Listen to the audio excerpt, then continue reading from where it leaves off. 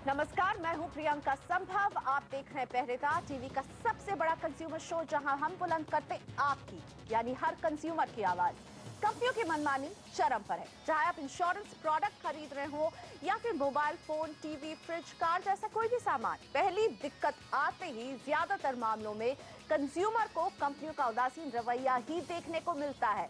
और जब पहरेदार बुलंद करता है कंज्यूमर की आवाज, तो कंज्यूमर को अनसुना करने वाली कंपनियों के कान खुल जाते हैं। तो आज पहरेदार में किन कंपनियों के कान खुल रहे हैं? एक साल से HDFC लाइफ की आनाकानी में फंसे दिल्ली के सीनियर सिटीजन को कैसे मिली राहत? इसके साथ आइडिया मोबाइल की चोरी, ऊपर से सीना चोरी। मामला सुलझा नहीं, लेकिन रिफंड में जुट गया था रिकवरी डिपार्टमेंट। कंपनी के रिकवरी एजेंट्स की बेलगाम जुबान पर पहरेदार ने लगाया है ब्रेक, और अडियर माइक्रोमैक्स ने अनसुना किया कंज्यूमर फोरम का भी फैसला। इन सारी कंपनियों के कान आज हम खोलेंगे, इनकी सुध लेंगे पहरेदार में। लेकिन सबसे पहले इंश्योरेंस पॉलिसी बेचने के तरीके पर पहरेदार लगातार सवाल उठाता आ रहा है। पहरेदार के पास हर दिन गलत तरीके से बेची जा रही पॉलिसी की शिकायतें बढ़ती जा रही हैं। हर दूसरे केस में पॉलिसी होल्डर को ठगने का नया तरीका सामने आता है, और इस ठगी से निपटने का कोई भी ठोस प्लान कंपनियों की तरफ से सामने नहीं आ रहा है। कंपनियां तो कुछ कर नहीं पा रही हैं, लेकिन पहरेदार जरूर कोशिश कर रहा है कि कम से कम कंज्यूमर के खोए हुए पैसे तो वापस मिले किसी तरह। कंपनियां क्यों नहीं सुन रही हैं कंज्यूमर को? ये सवाल हम बार बार कर रहे हैं। इस बार पहरेदार में दिल्ली के राकेश खंडेलवाल को HDFC लाइफ 3.5 लाख रुपए लौटा रही है। बड़ी रकम है, बड़ा रिफंड है। हालांकि पिछले 6 महीने से खंडेलवाल जी HDFC लाइफ के एजेंट की बदमाशी के खिलाफ आवाज उठाते रहे, लेकिन HDFC लाइफ बस इन्हें टालती रही। लेकिन टालम टोल करने वाली कंपनी ने कैसे बदला अपना रुख, आपको बताते हैं। मेरे साथ स्टूडियो में है राकेश खंडेलवाल जी। राकेश जी नमस्ते, स्वागत है। क्या वादा करके आपको ये पॉलिसी बेची गई थी, और आपको कब समझ में आया कि आपको बिल्कुल गलत पॉलिसी बेच दी गई है? प्रॉब्लम ये रही थी, बहुत साल पहले भी मैंने इनसे अपनी पॉलिसीज बनवाई थी। इनके जो बैंक के आदमी आते हैं, वो उन्होंने मेरे को गलत मिस सेलिंग कर दी। बताया कुछ और करा कुछ, दिया कुछ, जिसके अंदर कि मेरे पैसे बहुत ज़्यादा ख़त्म हो गए और कम हो गए। क्योंकि वो मेरे को बाद में उन्होंने बताया कि ये जो पैसे थे ये आपके इंश्योरेंस प्लान के साथ लिंक थे, जिससे कि आपकी वहाँ जो पैसे कटते हैं साल के, वो बहुत ज़्यादा कटते रहे, इसलिए आपके पैसे ख़त्म हो गए। Point number 1। पॉइंट नंबर 2, उनको पता नहीं मेरा नंबर कहाँ से पता चला। उन्होंने स्टाफ बन के बात करी और उन्होंने कहा कि ये पॉलिसी आपकी गलत बनी हुई है, इसे आप चेंज करा लीजिए। अब जितने पैसे हैं वो आपके और ख़त्म हो जाएंगे, वहाँ से निकलवा के नई पॉलिसी बनवा लीजिए। मैंने उनकी बात में आ गया, वो मेरे घर पे आ गए। घर पे आके मैंने उनको पॉलिसी डिलीवर करी, बैंक का कार्ड वगैरह दिया, जिससे मेरे को ट्रस्ट लगा कि ये कंपनी का ही आदमी है। बाद में उन्होंने मेरा पैसा वहाँ से ट्रांसफ़र करा के फिर मुझे कहा कि दोबारा आप पॉलिसी बनाइए इसमें, और वो भी मिस सेलिंग करी मेरे को, जो कि मुझे बहुत तकलीफ हुई इस बात में। वैसे खंडेलवाल जी, आप पहले से HDFC लाइफ के कस्टमर रहे हैं, और फिर भी कंपनी आपकी नहीं सुन रही थी।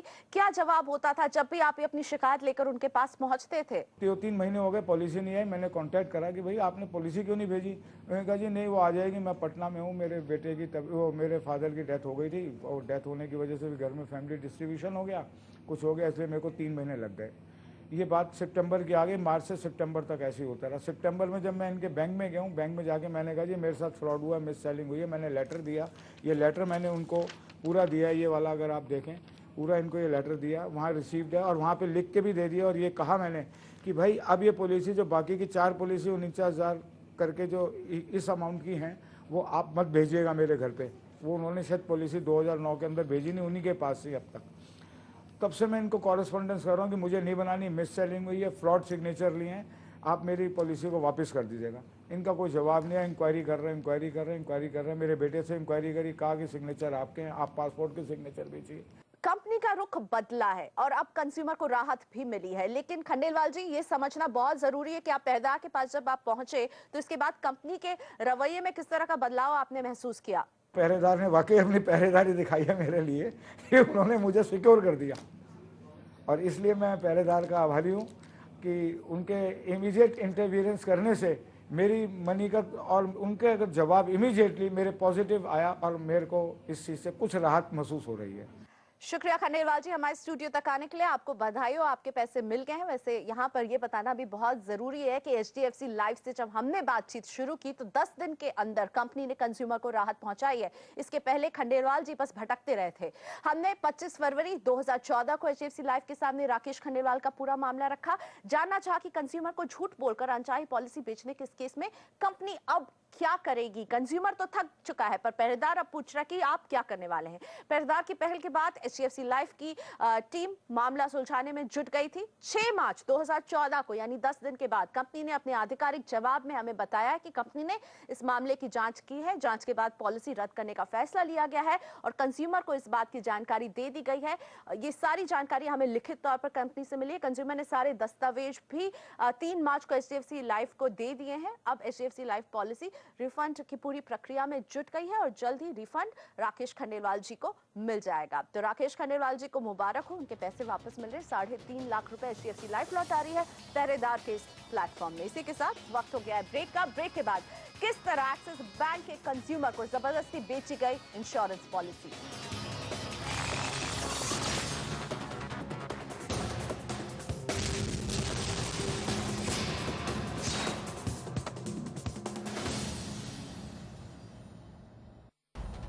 Welcome back. आप देख रहे हैं पहरेदार। सवाल पूछिए, जवाब मांगे, क्योंकि जब भी आप कोई प्रोडक्ट खरीदते हैं तो उससे जुड़े हर सवाल पर आपका हक है। आप सवाल पूछ सकते हैं और कंपनियों को जवाब देना ही होगा। अब बैंक से जुड़ा एक ऐसा मामला जिसके बारे में आपको बताना इसलिए जरूरी है ताकि आप बैंक कर्मचारी की हर बात को ना माने और जाने अपना हक। एक्सिस बैंक के कंज्यूमर पर दबाव डालकर उसे इन्वेस्टमेंट प्रोडक्ट खरीदने के लिए मजबूर किया गया जिसकी उसे कोई जरूरत नहीं थी। ये मामला है नागपुर के अशोक अग्रवाल जी का, जो एक्सिस बैंक की वर्धा रोड शाखा में गए थे अपना पेंशन अकाउंट खुलवाने, लेकिन उन्हें गलत जानकारी दी गई कि इसके लिए उन्हें ब्रांच में 50,000 रुपए का एक इन्वेस्टमेंट करना होगा। किस तरह का इन्वेस्टमेंट कुछ नहीं बताया गया। अशोक अग्रवाल ने ये रकम जमा भी कर दी, लेकिन बैंक की कारस्तानी देखिए कि उसने इस रकम से अशोक अग्रवाल के नाम पर मैक्स लाइफ की पॉलिसी इशू कर दी। ये बात जब अशोक अग्रवाल के बेटे आशीष को पता चली तो उन्हें अलग अलग बहाने बनाकर टालती रही एक्सिस बैंक। थक कर आशीष ने पहरेदार को लिखा। इस वक्त आशीष अपने पूरे अनुभव के साथ हमारे साथ फोन लाइन पर हैं। आशीष जी, स्वागत है आपका। कब आपको पता चला कि आपके पिताजी को इस तरह की एक इंश्योरेंस पॉलिसी बेच दी है एक्सिस बैंक के कर्मचारी ने, जिसकी उन्हें कोई जरूरत नहीं थी?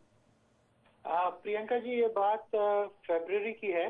आई mean I was just sitting late evening with my father और मैं कुछ उनके फोन पे कुछ सेटिंग्स कर रहा था जी। तब अचानक एक SMS आया जो मैंने पढ़ा तो उसमें मैंने देखा कि उनके अकाउंट से 50,000 डेबिट किए गए हैं। हाँ। फिर जब मैंने उन्हें पूछा कि ये किस चीज के हुए आपके अचानक डेबिट, आपने कोई पॉलिसी खरीदी? बोले नहीं, मैंने कोई पॉलिसी नहीं खरीदी। मैंने बोला फिर ये कैसे क्या डेबिट हुआ है? तो उन्होंने कहा कि मैं पेंशन अकाउंट खुलाने गया था तो उन्होंने बोला कि पेंशन अकाउंट अगर खुलना है तो you need to have an investment with our bank. अच्छा। देन और इस इन्वेस्ट के बारे में कुछ बताया नहीं था। एक टाइड एंड सेल अकाउंट खोलना है तो आपको एक इंश्योरेंस पॉलिसी आपको बेचनी है। हाँ, आप कुछ इन्वेस्टमेंट दे दीजिए बोले। तो अब पेंशन की बात है तो माय फादर सेड कि फाइन, फेयर इनफ, आप ठीक है कर लीजिए। सो ये हुआ। But my question to him was कि पापा जब आप अकाउंट खोलने गए हैं, दैट टू पेंशन अकाउंट, तो ऐसा कोई मैंडेट में एक्सिस बैंक की लिस्ट में नहीं है ना। उनके कहीं मैं वेबसाइट में भी चेक किया तो कहीं ऐसा लिखा नहीं है कि पेंशन अकाउंट के लिए आपको कोई इन्वेस्टमेंट देना पड़ेगा। बिल्कुल, आप बिल्कुल सही बोल रहे हैं आशीष। तो क्या हुआ फिर जब आप बैंक के पास भी गए, अपने पिताजी, आपके पिताजी बैंक के पास गए, उन्होंने कहा इसकी जरूरत नहीं है, इसे आप वापस कर लीजिए, क्या हुआ, क्या जवाब मिला? तो तब बैंक के तरफ से जो एम्प्लॉय थे जिन्होंने किया था, आई मीन मुझे एग्जैक्टली नाम नहीं पता उनका, बट वो सेड कि सर 3 महीने की बात है, अभी हमारे अप्रेजल्स का टाइम है, अगर हम ये आपको रिटर्न कर देंगे तो हमारे अप्रेजल्स पे इफेक्ट हो जाएगा। मुझे जहाँ तक मुझे मालूम था, then my father called me and I told him कि पापा 3 महीना अगर आप रुक गए तो उसके बाद हर साल आपको भरना पड़ेगा, योर मनी इज वेस्टेड। अच्छा, तो एक्सिस बैंक के एम्प्लॉय ने कहा आप रुक जाइए क्योंकि ये मेरे अप्रेजल का टाइम है, अभी आप वापस करेंगे तो मेरे अप्रेजल में दिक्कत आएगी। एग्जैक्टली। और आपके पिताजी एक रिटायर्ड सरकारी कर्मचारी, उन्होंने ये बात मान ली? उन्होंने मान ली, बोले ठीक है। फिर but I got stuck on the point कि अगर 3 महीने बाद अगर आपने ये लॉक इन पीरियड के बीच में जो आपको 15 डेज के बाद में अगर आप जाओगे तो आपका कोई क्लेम सेटल नहीं होने वाला है और your money is going to get wasted. लेकिन फिर भी आपके पिताजी इसको, वो लोग तैयार नहीं हुए थे ये पैसे और ये पॉलिसी वापस लेने के लिए, राइट? एग्जैक्टली। जब हमने पहल की, यस, हाँ, when we wrote to you, then they started the initiation. Then we got a call, then we got a mail from them, and after that also they said कि आपने हमें इस बारे में कुछ बताया नहीं, जबकि chronological reminders थे मेरे पास में। बिल्कुल, आपने वो सारी मेल हमें भेजी जो आप बार बार एक्सिस बैंक को भेजते रहे हैं, बोलते रहे हैं कि इनको इस पॉलिसी की जरूरत नहीं है। हम आपको बताना चाहेंगे कि एक्सिस बैंक को आशीष लगातार जो है अपनी शिकायत भेजते रहे, जरूरी कार्रवाई करने के लिए रिक्वेस्ट करते रहे हैं। बैंक को हमने भी ईमेल भेजा है। बैंक ने हमारा ईमेल मिलने के बाद आशीष के पिता अशोक अग्रवाल के 50,000 रुपए अब लौटाने का फैसला किया है, लेकिन अपनी गलती नहीं मान रही है बैंक का कहना है कि उसे अपने कंज्यूमर अशोक अग्रवाल की तरफ से कोई शिकायत नहीं मिली। यही नहीं, बैंक का यह भी कहना है कि अशोक अग्रवाल वर्धा रोड शाखा की सर्विस से पूरी तरह से संतुष्ट हैं, लेकिन उनके बेटे सवाल उठा रहे हैं और अब ये पैसे भी इन्हें वापस मिल रहे हैं। आशीष, आप और आपके पिताजी साथ में रहते हैं, ये जो पैसे वापस मिल रहे हैं, मिलने वाले हैं जो आपको, ये आपके पिताजी के अकाउंट में जाने वाले हैं? ऑफ कोर्स ये उन्हीं के अकाउंट में जाएंगे, क्योंकि उन्हीं के अकाउंट से डेबिट हुआ था। तो एक्सिस बैंक का ये दावा कि कोई शिकायत नहीं है, सब कुछ सही है, ऑल इज वेल, क्या ये आप इसे कितना सही मानते हैं? और पहरेदार की दखल के बाद इसमें फर्क पड़ा आपके पूरे केस में? एग्जैक्टली पहरेदार के दखल के बाद ही केस में फर्क पड़ा है, नहीं तो ये पैसे डूब जाने थे फादर के जी। And because I am regularly watch your show, तो मुझे मालूम है क्या होता है। So ultimately the only solution that I found was to keep you in CC. आपको सीसी मार्क करके मैंने मेल लिखा, and then when they saw that Pehredaar is online, तब उनके इनिशिएशन स्टार्ट हुए। उसके पहले बहुत सारे बहाने चल रहे थे और आपके पिता खुश हैं, उनके पैसे वापस मिल रहे हैं और आप दोनों के बीच में मधुर संबंध है, बाप और बेटे में कोई दिक्कत तो नहीं है। तो फिर आपका सवाल पूछना जायज है। अगर पिता को तकलीफ है तो उनका बेटा आशीष अग्रवाल सवाल पूछ रहा है, पर एक्सिस बैंक का कहना है कि बेटे की दखल की कोई जरूरत नहीं है, कंज्यूमर बिल्कुल खुश था। अगर खुशी था तो आपने ये 50,000 पैसे वापस करने का फैसला क्यों लिया? अब तक क्यों नहीं ले रहे थे? जब वो आपके दर में जा रहा था, बार बार कह रहा था उसे इसकी जरूरत नहीं है, तब आपकी कोई एम्प्लॉय कह रही थी कि उनके अप्रेजल रुक जाएगा, कोई कुछ कह रहा था, कोई कुछ कह रहा था, लेकिन अब ये पैसे वापस मिल रहे हैं। आशीष, बहुत शुक्रिया हमसे बात करने के लिए। आपकी आवाज हमने बुलंद की है, समस्या सुलझाई है आपकी एक्सिस बैंक ने। इसी के साथ वक्त हो गया है ब्रेक का। ब्रेक के बाद देखिए किस तरह विवादित बिल की रिकवरी के लिए आइडिया ने दिखाई अपनी मनमानी।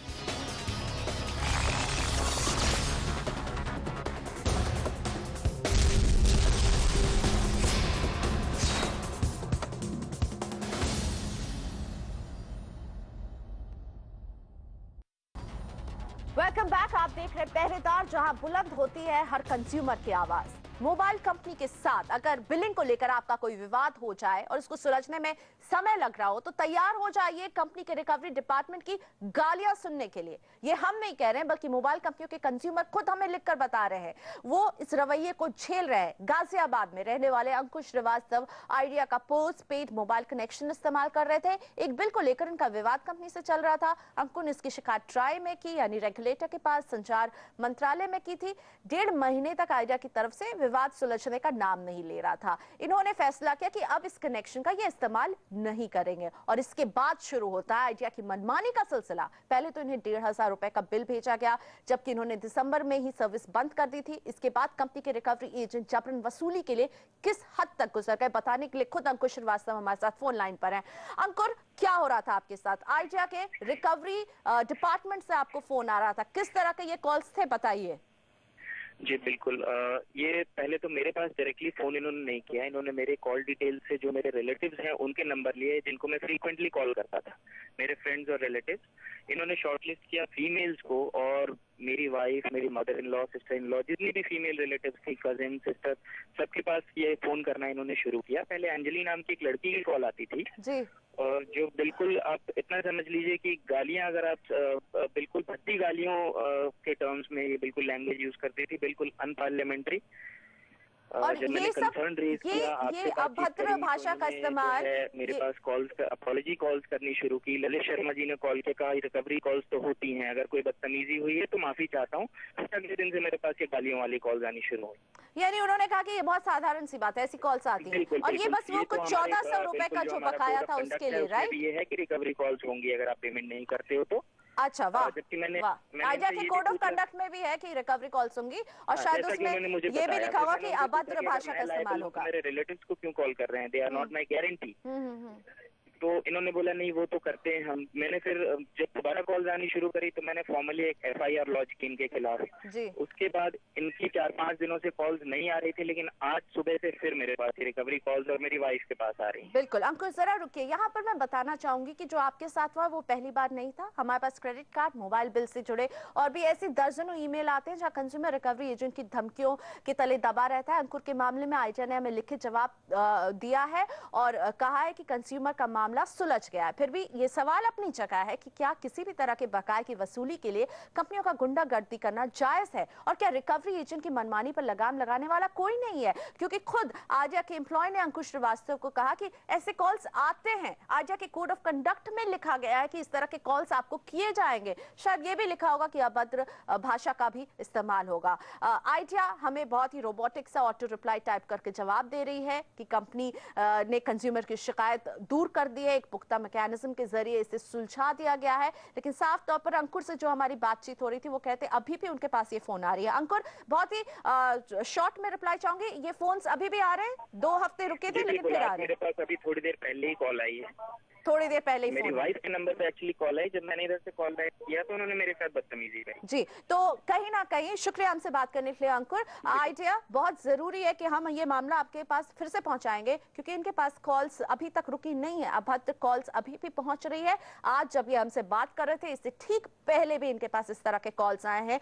तो अगर आपके कोड ऑफ कंडक्ट में कहा जा रहा है कि अभद्र भाषा का इस्तेमाल होगा अगर कोई विवाद खड़ा हो जाता है, तो शायद सारे कंज्यूमर को सावधान होने की जरूरत है। माइक्रोमैक्स एक और कंपनी जिसने बहुत तेजी से जो है कामयाबी के पायदान चढ़े, लेकिन इसके खिलाफ शिकायतें भी उसी तेजी से बढ़ी हैं। हर हफ्ते हमारे पास माइक्रोमैक्स कंज्यूमर्स के ढेरों ईमेल आते हैं, सब परेशान है उनकी सर्विस से। और ताजा मामला दिल्ली की निशु सक्सेना का। 5 अक्टूबर 2012 को इन्होंने माइक्रोमैक्स A100 खरीदा था। 4 महीने में फोन खराब हो गया। सर्विस सेंटर के कई चक्कर लगा के जब हार गए तो ये सीधा कंज्यूमर फोरम में गए अपनी शिकायत लेकर, और कंज्यूमर फोरम ने इनके हक में फैसला भी दिया। लेकिन ये फैसला पाकर भी निशु हारे ही रहे क्योंकि माइक्रोमैक्स कंज्यूमर फोरम का भी के भी फैसले का आदर नहीं कर रही थी। निशु हमारे साथ है। निशु, क्या हुआ आपके साथ? क्योंकि आपका फोन खराब हो रहा था, आप कंज्यूमर फोरम गए लेकिन उसके बाद भी माइक्रोमैक्स नहीं सुन रही थी आपको। हाँ जी, मैंने एक्चुअली 10 टाइम्स तो मैं इनके मतलब 2 to 3 टाइम्स मैं इनके ऑफिस गया। इसके अलावा मैं इनके सर्विस सेंटर गया, बट कभी भी इन्होंने कोई वो वैलिड रिस्पांस नहीं दिया। इसके अलावा एक बार इन्होंने मेरे को मोबाइल सही करके दिया तो उसका चार्जर का जैक टूट गया था। तो मैंने कहा कि मैं फिजिकल कंडीशन वेल नहीं है इसकी, तो मैं नहीं ले सकता। फिर उन्होंने फिर से मेरे को बोल दिया कि ठीक है अब आप बाद में आइएगा। अब वो सर्विस सेंटर भी बंद हो चुका है और मैं इनके ऑफिस में जाता था तो वहाँ पे बोलते थे कि क्या कहते हैं ठीक है हम देखते हैं। और कोई रिस्पॉन्स आपने वो रास्ता अख्तियार किया जो अल्टीमेटली हर कंज्यूमर को करना चाहिए। आप कंज्यूमर कोर्ट के पास गए, कंज्यूमर कोर्ट ने ये फैसला दिया कि आपको पूरे पैसे वापस मिलने चाहिए। उसके बाद भी माइक्रोमैक्स अड़ी रही, राइट? हाँ, वो कंज्यूमर कोर्ट में इनके ऊपर एक्सपार्टी रही बिकॉज एक्चुअली जितनी डेट पड़ती थी इस पे किसी पे भी इन्होंने आए नहीं, ना ही कोई रिस्पांस दिया। तो इस पे एक्सपार्टी डल के कंज्यूमर कोर्ट ने पूरा जो है कंपनसेशन का वो किया कि आपको ये देना चाहिए। बट उसके बाद भी कुछ नहीं हुआ, ऑर्डर निकल चुके हैं, अभी भी कोई रिस्पांस नहीं था। जब मैंने पहरेदार के पास गया तब इनका रिस्पांस आया अभी कि या हम जो है आपको 18 तारीख जितने का आपका ऑर्डर है उतने के चेक दे देंगे। तो पहरेदार की पहल के बाद वो कंज्यूमर कोर्ट के भी फैसले का आदर करने का उसने सोचा, राइट? Yes, exactly.